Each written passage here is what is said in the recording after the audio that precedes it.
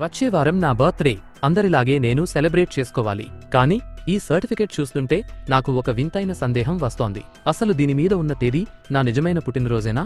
Society దృష్టిలో నేను హాస్పిటల్లో డెలివరీ అయి ఈ భూమి మీద పడిన రోజు నా డేట్ ఆఫ్ బర్త్. కానీ ఒక్కసారి లోతుగా ఆలోచించండి. నేను ఆ రోజే పుట్టానా?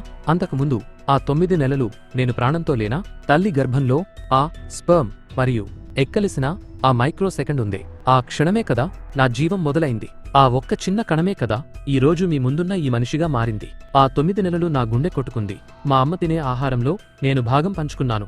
నాకు స్పర్శ తెలుసు, శబ్దాలు తెలుసు. ప్రాణం లేకపోతే ఇవన్నీ ఎలా సాధ్యం? అంటే మనమందరం సెలబ్రేట్ చేసుకుంటున్నది మన పుట్టిన రోజు కాదు, కేవలం మన డెలివరీ డేట్ మాత్రమే. ప్రకృతి దృష్టిలో మనం 9 నెలల ముందే పుట్టేశాం. కానీ విచిత్రం ఏంటంటే ఈ భూమి మీద ఏ ఒక్కరికి తాము ఏ మైక్రో సెకండ్లో ప్రాణం పోసుకున్నామో తెలీదు.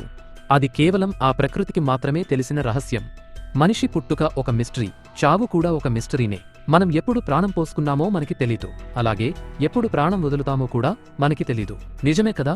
వింటుంటే మనం ఇప్పటివరకు ఒక భ్రమలో ఉన్నామనిపిస్తుంది. పుట్టిన తేదీ కంటే ప్రాణం మొదలైన క్షణం చాలా గొప్పది. ఈ తెలియని 2 నిజాల మధ్య మనకు తెలిసిన ఒకే ఒక్క అబద్ధం, ఈ బర్త్డే సర్టిఫికెట్. అందుకే నేనంటాను, ఈ ప్రపంచంలో ఎవరి డేట్ ఆఫ్ బర్త్ కూడా పర్ఫెక్ట్ కాదు.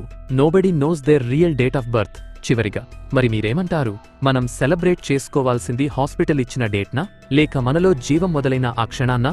ఆలోచించండి.